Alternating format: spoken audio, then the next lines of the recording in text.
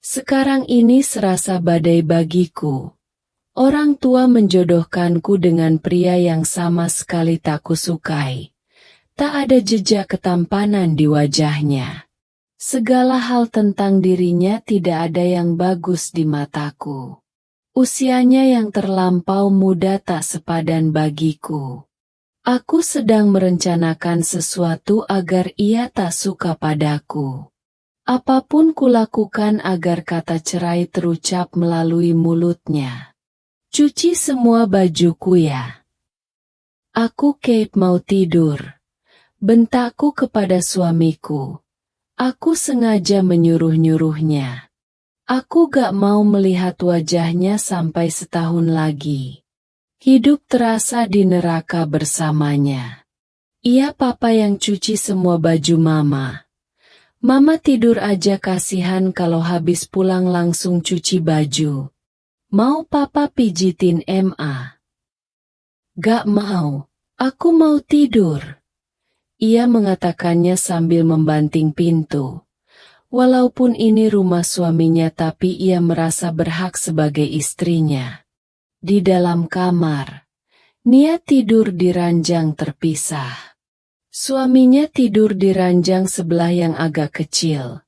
Aku memang menyuruhnya membeli 2 ranjang. Aku tak sudi disentuh olehnya.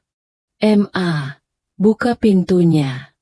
Suara suamiku terdengar agak pelan sambil mengetuk pintu. Aku tak menanggapi perkataannya. Aku pura-pura tertidur pulas.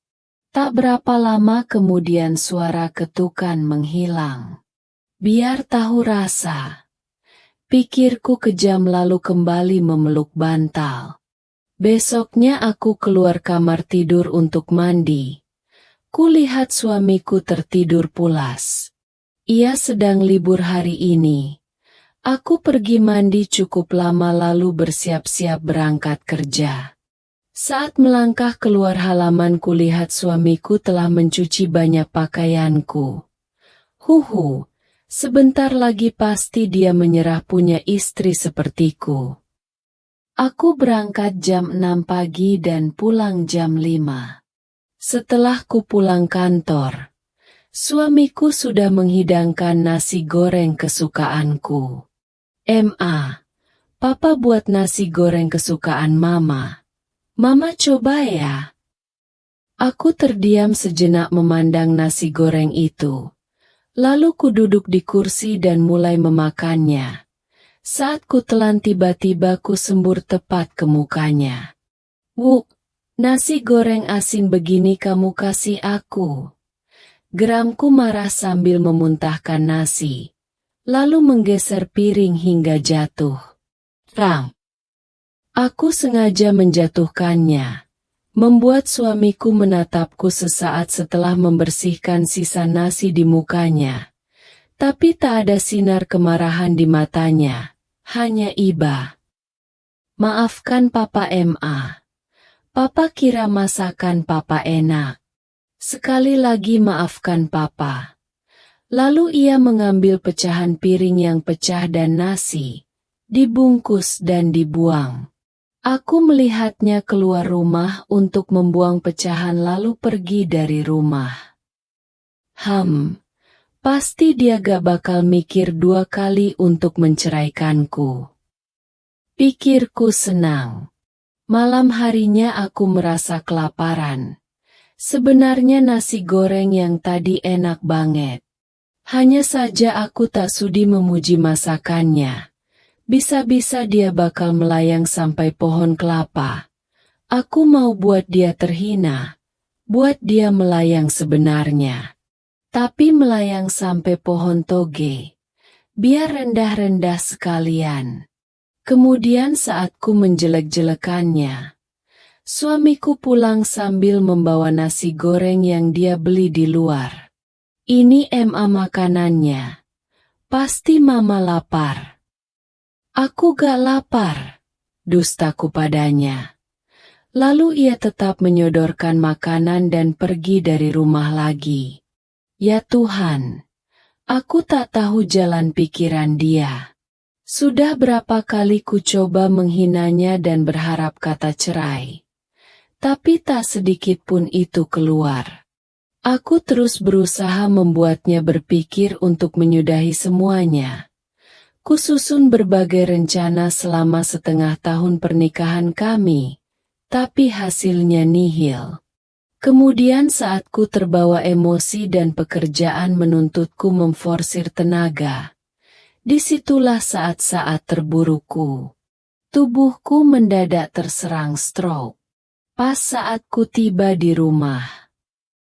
Mama kenapa? Ucap suamiku sambil memelukku yang tak sadar diri. Lalu ia pergi ke rumah sakit. Di rumah sakit, dokter memvonis bahwa diriku akan stroke seumur hidup dan membutuhkan kursi roda. Ini pasti salah, dokter. Istriku pasti bisa sembuh. Ucap marah suamiku pada sang dokter. Aku yang terbaring lemah hanya memaki-maki suamiku. Ini gara-gara dia. Andai kita tidak menikah, aku pasti gak lemah seperti sekarang ini. Suamiku terus menatapku. Sorot mata sayang dan iba terpancar di sana.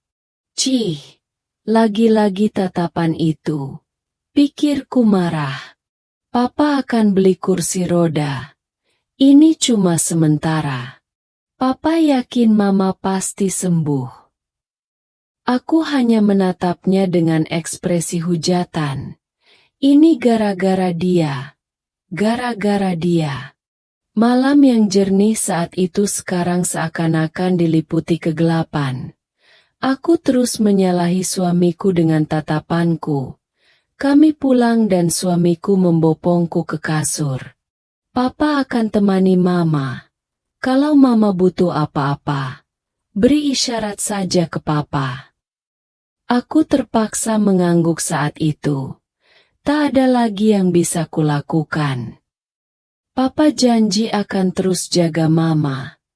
Mama pasti sembuh, ujarnya tersenyum. Oh iya, Papa mau beli bubur dulu ya Ma. Mudah-mudahan makanan hangat bisa mempercepat kesembuhan Mama. Pasti supaya aku gak merepotkan Papa lagi kan? Jeritku walau tanpa suara. Mataku yang menatapnya sudah menjelaskan segalanya. Dia akhirnya pergi dan membawakan bubur nasi buatku. Saat ku makan aku menyemburkan nasi panas itu ke wajahnya. Tapi ia gak marah. Berhari-hari dia merawatku yang lumpuh dan bisu. Saat ku ingin ke kamar mandi untuk buang air kecil atau besar, ia dengan sigap mendampingiku. Malam harinya ia memijitku dengan penuh kasih. Berharap apa yang dikatakan dokter kalau vonis terhadap kelumpuhanku adalah salah.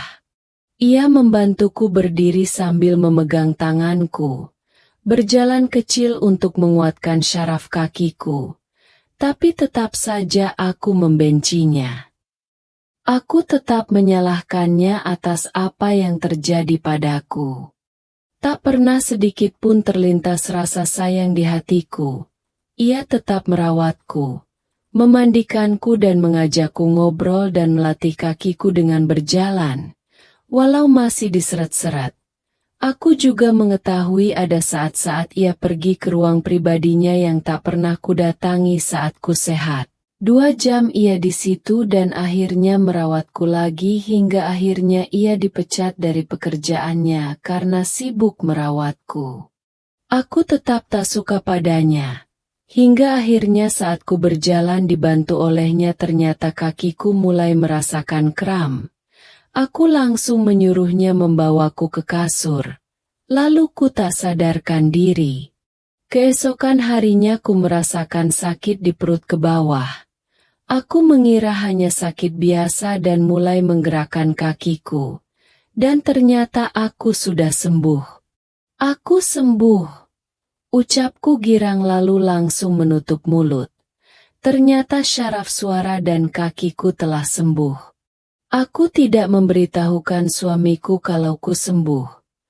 Dan kulihat ia tetap merawatku walau sekarang muka seperti merenung dan bersalah.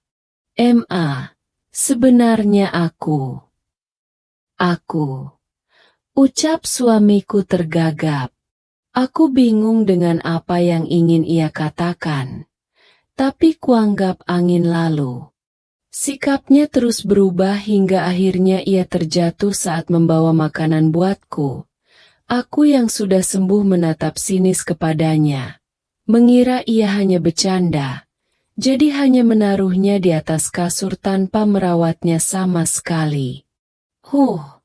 Pules banget tidurnya. Aku mau keluar mau hirup udara bebas. Ucapku senang tanpa mengetahui apa yang sebenarnya terjadi pada suamiku. Aku keluar rumah sampai malam hari. Saat membangunkan suamiku ternyata badannya dingin. Ku pegang dadanya. Tak ada detak jantungnya. Hatiku mencelos melihat ia begitu tenang. Ku goyang-goyang badannya berharap ia bangun dan memijit kakiku. Berharap. Akhirnya tangis pun pecah. Inikah rasanya jatuh cinta? Bangun. Ku katakan kalimat itu sambil mengelus mukanya. Berpikir telah berapa kali ia menyembur muka suaminya. Sayang, maafkan aku. Lirihku menangis terseduh. Keesokan harinya setelah menguburkan jasad suaminya dan mual berkali-kali, ia pulang ke rumah yang terasa hampa, berharap ada lagi senyumnya. Berharap buah hati. Tangisnya pun pecah kembali. Betapa sejak awal ia tidak membolehkan suaminya menyentuhnya. Ya Tuhan, betapa bodohnya ia. Lalu ia berjalan tanpa arah, tak ingin masuk ke kamar yang biasa ditempati suaminya. Itu hanya membuatnya merasa sakit. Kemudian ia membuka kamar pribadi suaminya. Di sana hanya ada sebuah buku. Lalu dibukanya buku itu yang ternyata diari. Ia buka halaman pertama. 3 Mei 2012. Ini pengalaman pertamaku beristri. Sudah pasti aku ingin merasakan malam pertama. Yah, ternyata itu harus ditunda. Ku belum melihat tatapan penuh cinta di matanya. Tapi itu tinggal menunggu waktu kan? 7 Mei 2013. Ku buat nasi goreng kesukaannya. Jamur dan sosis. Berkali-kali mencoba takaran yang pas tapi gagal. Yups, tapi ini yang terakhir dan pasti gak bakal gagal. Tapi ternyata semua gak sesuai perkiraan. Nasinya asin. Semenjak itu hasratku membuatkannya makanan sirna. Masakanmu sempurna sayang. Sesekali terisak-isak. 8 Agustus 2012. Kulihat ia terjatuh di rumah. Aku sangat mengkhawatirkannya karena ku sangat mencintainya. Bila terjadi apa-apa padanya lebih baik ku mati saja. Lalu di sana ku mendengarnya. Ia lumpuh. Tapi ku tetap akan mencintainya. Walaupun nanti kakiku ikut lumpuh asal tetap bersamanya. 9 Sep 2012. Ku belikan bubur buatnya. Aku senang ia menelannya. Walaupun ia menyemburkan sedikit ke mukaku. Tapi itu seperti belayan tangan darinya. Oh sayang. Aku ingin membelai wajahmu. Seketika ia membayangkan saat-saat membelai wajah tenang suaminya. 11 Desember 2012. Ku tetap optimis berharap ia sembuh. Ku berharap sinar cinta di matanya. Tapi tetap saja itu tidak ada. Seperti inikah rasanya sakit? Rasa sakitmu rasa sakitku juga sekarang. Jeritnya histeris. 20 Maret 2013. Kupijit kakinya. Rasanya inilah cinta. Walaupun ia tak berbalas, tapi ku tetap cinta. Karena cinta bukanlah tempat meminta, tapi memberi. Lalu ku mengajaknya jalan, tapi kakinya kram. Aku kalut, ia tak sadarkan diri, dan saat itulah ku berharap untuk memberi. Rasa itu makin kuat, cinta bukanlah tempat meminta, tapi apa yang dapat kita berikan. Aku belum melihat sinar cinta. Tepi. 12 Mei 2013. Aku melamun saat itu. Membayangkan telah melakukan sesuatu yang membuat ia semakin membenciku. Tapi kuharap anak itu jadi penerus rasa cintaku padanya. Biarlah ia jadi lambang cinta saat ku tiada. Sedang ku hidup sepi dan merana. Jadi ini yang membuat suamiku melamun? Aku tak akan menyalahkannya. Aku halal baginya. Dan aku berharap hal yang sama. Ku akan jaga buah cinta kita.